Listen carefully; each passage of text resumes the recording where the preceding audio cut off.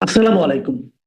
প্রিয় দর্শক, অন্যমঞ্চের আলাপচারিতায় আপনাদের সকলকে আমন্ত্রণ জানাচ্ছি। আওয়ামী লীগের কার্যক্রমের উপর নিষেধাজ্ঞা যে কোনো সময় তুলে নেওয়া হতে পারে। কেউ কেউ অধ্যাপক ইউনূসকে 50 বছর ক্ষমতায় দেখতে চায়। দিনভর এমন বেশ কিছু শিরোনামের খবর আপনাদের চোখে পড়েছে। জিটিও সাংবাদিক মেহেদী হাসানকে নিউ ইয়র্কে বসে দেওয়া অধ্যাপক ইউনূসের একটি সাক্ষাৎকারের বরাতে এসব খবর প্রকাশিত হয়েছে। তবে সেই সাক্ষাৎকারটির পুরো ভার্সনে আরো চমকপ্রদ তথ্য আছে, যেগুলো শুনলে আপনার মধ্যে নতুন চিন্তার উদ্রেক হতে পারে। সেই সাক্ষাৎকারটি পুরো ভার্সন শুনতে পারবেন মেহেদী আনফিল্টার্ড নামে পডকাস্টটিতে, যার জন্য আপনাকে জিটিও সাবস্ক্রাইব করতে হবে। বাংলাদেশের বেশিরভাগ গণমাধ্যমে ছাপা হওয়া তথ্যগুলো মূলত এর প্রিভিউ ভার্সনের অনুবাদ। আমরা পুরো অডিওটি হাতে পেয়েছি। এই সাক্ষাৎকারটিতে শুধু নির্বাচন বা শেখ হাসিনা কিংবা আওয়ামী লীগকে নয়, আরো অনেক বিষয়ে কথা বলেছেন সাংবাদিক মেহেদী হাসান। যেমন, কতদিন ক্ষমতায় থাকবেন অধ্যাপক ইউনূস, ভারত বিরোধী মনোভাব, সেনাপ্রধান ও কিংস পার্টি এনসিপি, সংখ্যালঘু নির্যাতন, এমন অনেক বিষয়ে বেশ কাঠখোট্টা প্রশ্ন করেছেন সাংবাদিক মেহেদী হাসান। আমাদের বিশ্লেষণ হলো, অধ্যাপক ইউনূস তার জবাবে বেশ কয়েকটি অসত্য ও বিভ্রান্তিকর তথ্য হাজির করেছেন। নির্বাহী আদেশে আওয়ামী লীগকে নিষিদ্ধ করলেও আওয়ামী লীগ কেন নির্বাচন করতে পারবে না তার দায় চাপিয়েছেন নির্বাচন কমিশনের উপর। যুক্তরাষ্ট্রের প্রেসিডেন্ট ট্রাম্পও বাংলাদেশের সংখ্যালঘু নির্যাতন নিয়ে কথা বললেও সংখ্যালঘু নির্যাতনের ঘটনাগুলো স্বীকারই করতে রাজি নন শান্তিতে নোবেল বিজয়ী। করিডোর নিয়ে সেনাপ্রধানের বক্তব্য ঠিক নয় দাবি করেছেন। বলেছেন, নির্বাচন সেনাপ্রধানের উদ্বেগের বিষয় নয়। বরাবরের মতো অনেক অভিযোগকে তিনি ভুয়া খবর বলে উড়িয়ে দিয়েছেন। তবে আমাদের বিশ্লেষণে অধ্যাপক ইউনূসের প্রায় 35 মিনিটের এই সাক্ষাৎকারে 3টি বিষয়ে তার বক্তব্য খুবই তাৎপর্যপূর্ণ। প্রথমত, শেখ হাসিনা ফিরতে পারেন আর তার ফেরার ক্ষেত্রে বাহ্যিক কিছু শক্তি সাহায্য করবে, এমন আতঙ্কে সব সময় চিন্তায় থাকেন অধ্যাপক ইউনূস ও তার সরকার। দ্বিতীয়ত, তার বহুল কাঙ্ক্ষিত এনসিপিকে নিয়ে তিনি এখন আর কথা বলতে চান না। যে দলটি গঠনের জন্য তিনি নিজেই ছাত্রদের পরামর্শ দিয়েছেন, মাত্র কয়েক মাসের ব্যবধানে সেই দল ও দলটির ভবিষ্যৎ নিয়ে মাথা ব্যথা নেই অধ্যাপক ইউনূসের। তৃতীয়ত, অধ্যাপক ইউনূস ফেব্রুয়ারির প্রথমার্ধে নির্বাচন দেওয়ার কথা বারবার বললেও তিনি স্পষ্ট করেছেন, ফেব্রুয়ারি নয়, নির্বাচিত সরকার না আসা পর্যন্ত তিনি ক্ষমতায় থাকছেন। বিস্তারিত জানতে চলুন যাওয়া যাক। সাক্ষাৎকারের শুরুতে উপস্থাপক অধ্যাপক ইউনূসের কাছে সেই দিনটির কথা জানতে চান, যেদিন মানে গত বছরের 5ই আগস্ট, যখন শেখ হাসিনা পদত্যাগ করেন এবং ভারতে চলে যান। তখন অধ্যাপক ইউনূসের প্রতিক্রিয়া কেমন ছিল তা জানতে চান উপস্থাপক। জিজ্ঞেস করেন, ভয়, আশা, ধাক্কা না উত্তেজনা কোনটি তিনি অনুভব করেছিলেন। ডক্টর ইউনূস জানালেন, উত্তেজনাই অনুভব করেছিলেন, কারণ তার কাছে এটি ছিল চমৎকার খবর। অধ্যাপক ইউনূস দাবি করেন, এটি ছিল অপ্রত্যাশিত খবর। শেখ হাসিনার পতনের আগে কি ঘটেছিল সেসব কিছুই তিনি জানতেন না। উপস্থাপক যখন জিজ্ঞাসা করেন, আপনি একজন অরাজনীতিবিদ, একজন অর্থনীতিবিদ, যিনি তার 80-এর কোঠায়, কেন ছাত্ররা আপনাকে এই অন্তর্বর্তী সরকার প্রধান উপদেষ্টা হিসেবে বেছে নিয়েছিল? সে প্রশ্নের উত্তরের এক পর্যায়ে তিনি দাবি করেন, ছাত্রদের সাথে আগে তার কোনো কথোপকথন হয়নি, বরং শেখ হাসিনা চলে যাওয়ার পর 3 দিন ধরে 3 দফা আলোচনার পর তিনি দায়িত্ব নিতে রাজি হয়েছিলেন। দর্শক, এনসিপির আহ্বায়ক নাহিদ ইসলামের বক্তব্য থেকে আমরা ভিন্ন তথ্য পাই। মানবতা বিরোধী অপরাধের ঘটনায় শেখ হাসিনা সহ 3 জনের বিরুদ্ধে দায়ের করা মামলায় আন্তর্জাতিক অপরাধ ট্রাইব্যুনালের জবানবন্দিতে গত 19শে সেপ্টেম্বর নাহিদ ইসলাম আদালতকে জানিয়েছিলেন, গত বছরের 4 আগস্ট নতুন সরকার গঠনের বিষয়ে অধ্যাপক ডক্টর মোহাম্মদ ইউনূসের সঙ্গে আলোচনা করা হয়েছিল। নতুন সরকার প্রধান হিসেবে দায়িত্ব পালনের জন্য তাকে প্রস্তাবও দেওয়া হয়েছিল, আর শেখ হাসিনা পদত্যাগ করেছিলেন 5ই আগস্ট। দর্শক, অধ্যাপক ইউনূস বিদেশি কোনো সংবাদ মাধ্যমে সাক্ষাৎকার দিয়েছেন, আর সেই সাক্ষাৎকারে শেখ হাসিনা, আওয়ামী লীগ ও ভারত নিয়ে প্রশ্ন করা হয়নি এমন ঘটনা বিরল। সাংবাদিক মেহেদী হাসানও এই 3টি বিষয়ে প্রশ্ন করেছেন। অধ্যাপক ইউনূস মনে করেন না ভারত সরকার শেখ হাসিনাকে ফেরত পাঠাবেন। বলেছেন, যদি তাদের নিজেদের উপর ছেড়ে দেওয়া হয়, যদি তারা স্বাধীনভাবে পছন্দ করতে পারে, তবে সম্ভবত তারা তাকে রেখে দিবে। যদি এমন কোনো আইনি বাধ্যবাধকতা বিশ্বাসঘাতকতার পরিস্থিতি তৈরি হয় যেটা ভারত এড়াতে পারবে না, তখন পরিস্থিতি ভিন্ন হতে পারে। তবে এরপরে তিনি ভারতের উদ্দেশ্যে মিসাইল ছুড়েছেন, বলেছেন সম্ভবত ভারত আশা করছে শেখ হাসিনা বাংলাদেশে ফিরে আসবেন এবং একজন বিজয়ী নেতা হিসেবে পূর্ণ মহিমায় ফিরবেন। এই প্রসঙ্গে উপস্থাপক নিউ ইয়র্ক টাইমসের একটি রিপোর্টের কথা তুলে ধরেন, যেখানে বলা হয়েছে শেখ হাসিনা আওয়ামী লীগের সাথে ভার্চুয়াল মিটিং করছেন। এ প্রসঙ্গে উপস্থাপকের প্রশ্ন ছিল, এটি কি আপনাকে চিন্তিত করে যে ভারত শেখ হাসিনাকে ফিরিয়ে এনে পুনরায় ক্ষমতায় বসানোর চেষ্টা করবে? এমন প্রশ্নের জবাবে অধ্যাপক ইউনূস বেশ কৌশলী জবাব দেন, বলেন, আমি ঠিক এই শব্দগুলোতে বলবো না, কিন্তু এই সম্ভাবনা আছে যে কিছু বাহ্যিক শক্তি তাকে বাংলাদেশে ফিরে আসার জন্য সমর্থন করবে। এই বাহ্যিক শক্তিগুলো নিয়ে যে তিনি ও তার সরকার সবসময় চিন্তিত থাকেন সেটি অবশ্য অকপটে স্বীকার করেছেন অধ্যাপক ইউনূস। দর্শক, শেখ হাসিনাকে ফেরাতে বাহ্যিক কিছু শক্তি কাজ করছে এবং সেটি নিয়ে অধ্যাপক ইউনূস ও তার সরকার চিন্তিত, এমন বক্তব্য গত এক বছরে ডক্টর ইউনূসের কোনো সাক্ষাৎকারে পাওয়া যায়নি। শুধু শেখ হাসিনা নয়, হাসিনা আমলের উন্নয়নকেও স্বীকার করতে চান না অধ্যাপক ইউনূস।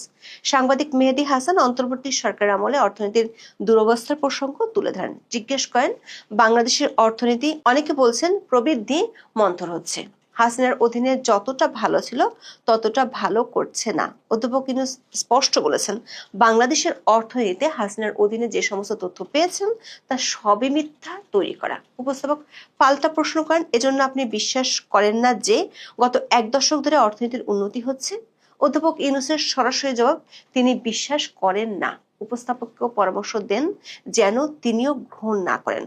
দর্শক, অধ্যাপক ইউনূসের কথা যদি সত্যি হয় তাহলে ধরে নিতে হবে ওয়ার্ল্ড ব্যাংক, IMF এর মতো আন্তর্জাতিক সংস্থাগুলোর তথ্য মিথ্যা।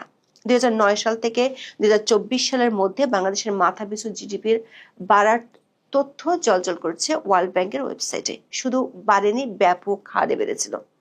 বাংলাদেশ 2015 সালে নিম্ন মধ্যম আয়ের দেশে উন্নীত হয় এবং স্বল্পোন্নত দেশ বা LDCর তালিকা থেকে উত্তরণের প্রস্তুতি নিচ্ছিল।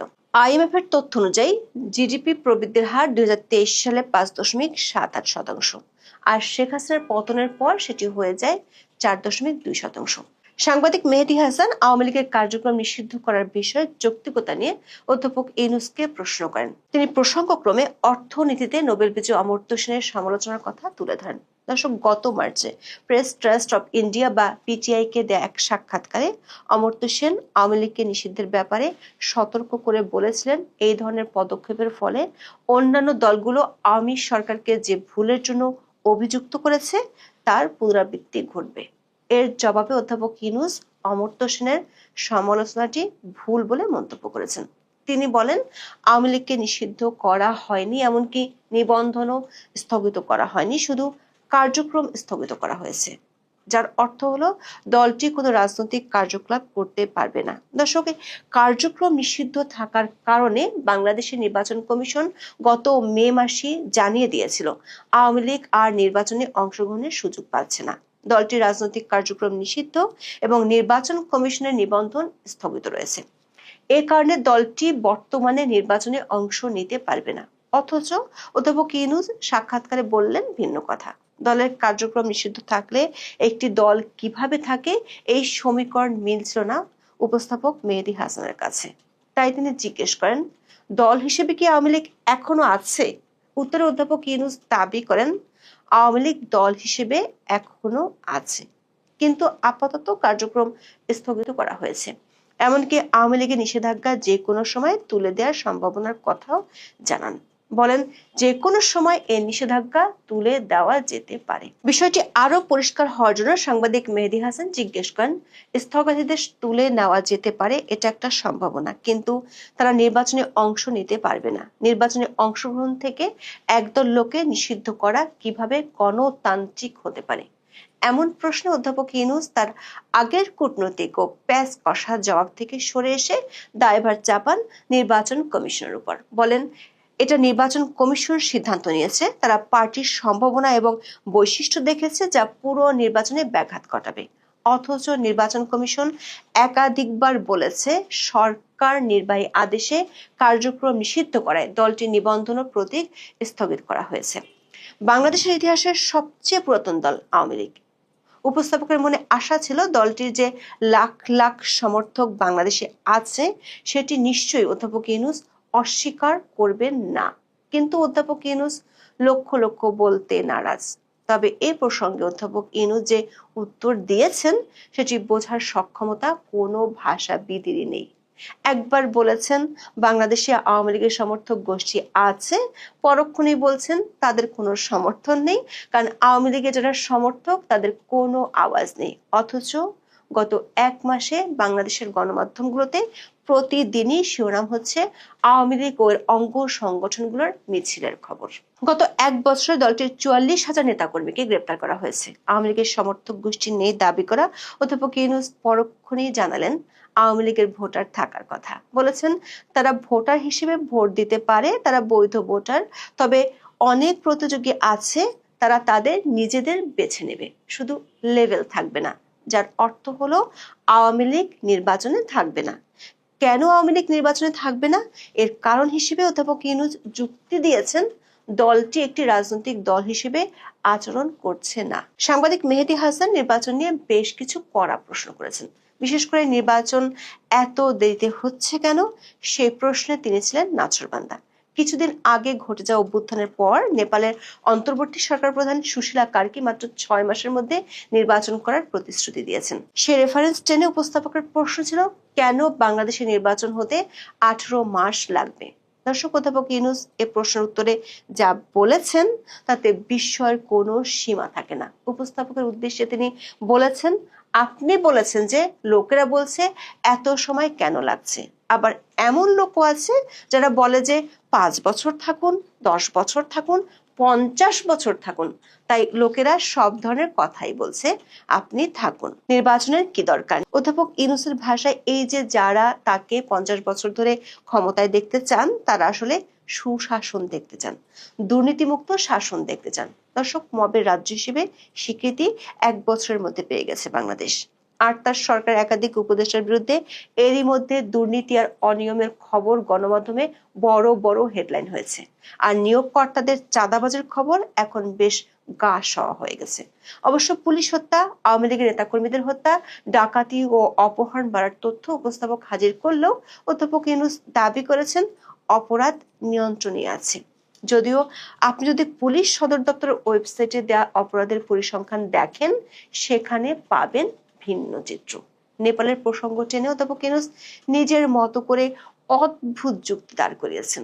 বলেছেন নেপালের সরকার হলো তত্ত্বাবধায়ক সরকার, যেটি নাকি তার ভাষায় শুধু নির্বাচনের জন্য দায়বদ্ধ, কিন্তু বাংলাদেশের সরকারটি অন্তর্বর্তীকালীন সরকার।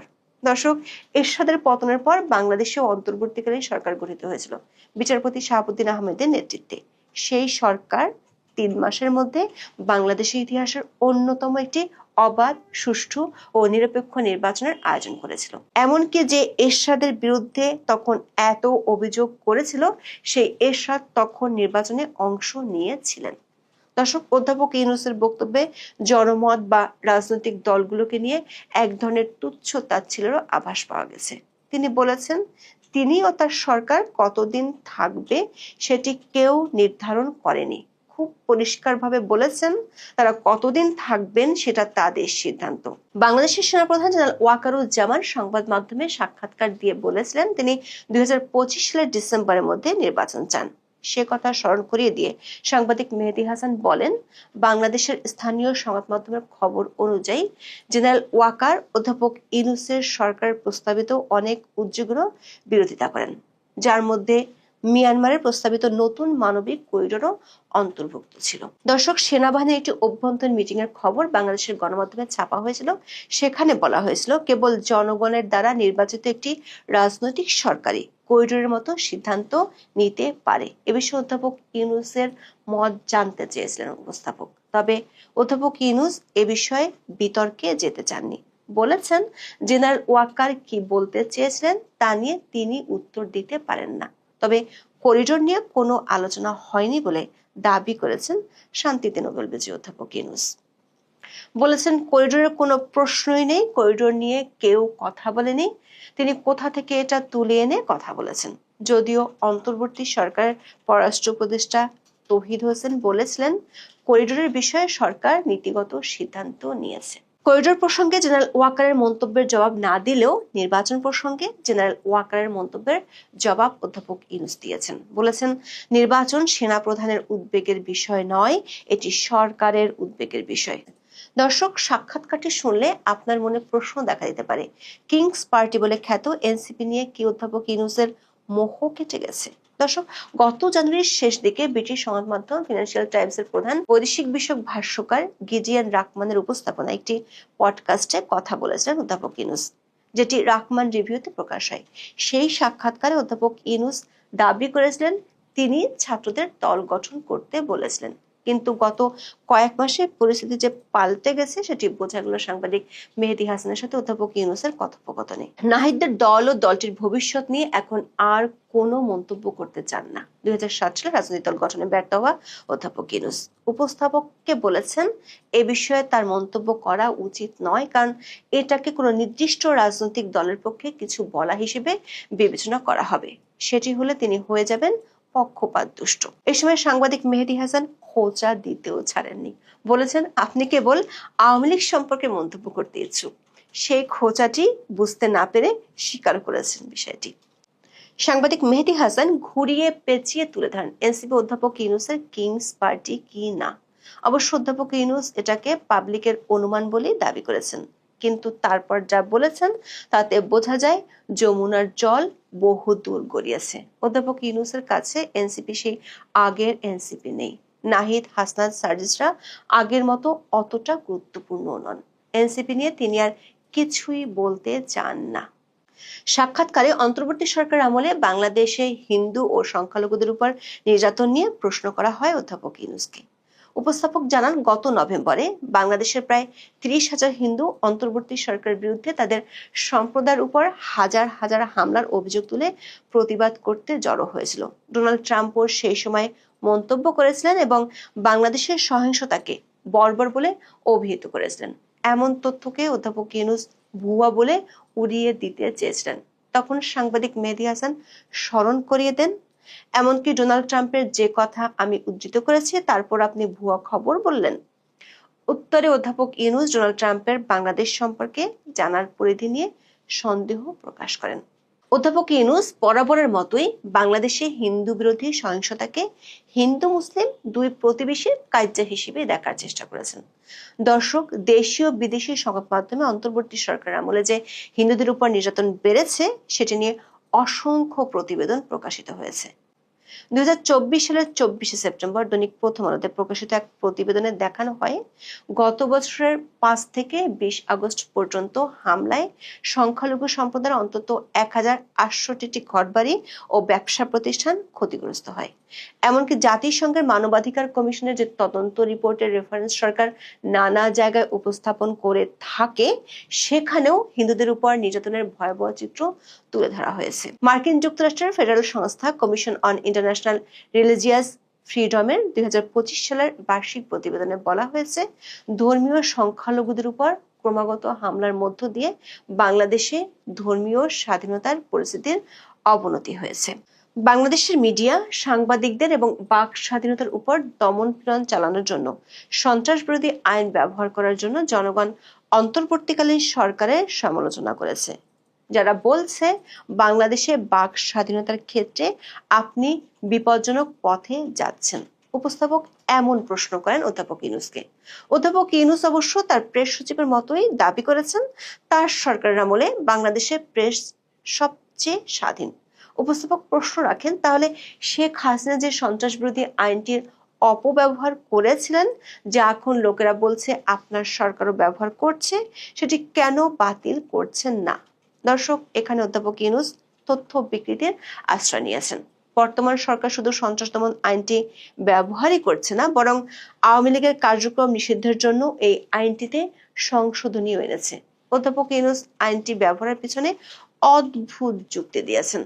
বাংলাদেশের সন্ত্রাস দমন আইনটি কালো আইন হিসেবে পরিচিত হলেও তিনি দাবি করেছেন গণতন্ত্র এবং মানবাধিকার এবং সবকিছুর মৌলিক মূল্যবোধ রক্ষার জন্য তারা এটি ব্যবহার করছেন। এ যেন শিয়ালের হাতে মুরগি বর্গা দেওয়ার মতো অবস্থা। অধ্যাপক ইউনূস ট্রাম্প প্রসঙ্গেও কথা বলেছেন। ট্রাম্প প্রসঙ্গে চমকটি ছিল ট্রাম্পের নোবেল শান্তি পুরস্কার পাওয়া নিয়ে। অধ্যাপক ইউনূসকে জিজ্ঞেস করেন, আপনি একজন নোবেল শান্তি পুরস্কার বিজয়ী, আপনি কি মনে করেন ডোনাল্ড ট্রাম্পের নোবেল শান্তি পুরস্কার পাওয়া উচিত? এ প্রশ্নের জবাব দেন কূটনৈতিক কৌশলে, বলেন এটা নোবেল কমিটির বিষয় হোক। উপস্থাপকও জবাব দেন ভালো উত্তর, কূটনৈতিক উত্তর, সাথে জুড়ে দেন আপনি যদি হ্যাঁ বলতেন তবে সম্ভবত শুল্ক 10% নামিয়ে আনতে পারতেন। অধ্যাপক ইউনূস সাক্ষাৎকারের শেষ প্রশ্নের জবাবে দাবি করেছেন তার সরকারের প্রধান সাফল্য হলো তারা জাতিসত্তায় আস্থা ফিরিয়ে এনেছে, মানুষের মনে স্বাধীনতার বোধ ফিরে এসেছে। তবে সাংবাদিক মেহেদী হাসান দেশের মানুষের একটি শঙ্কার কথা জানিয়েছেন।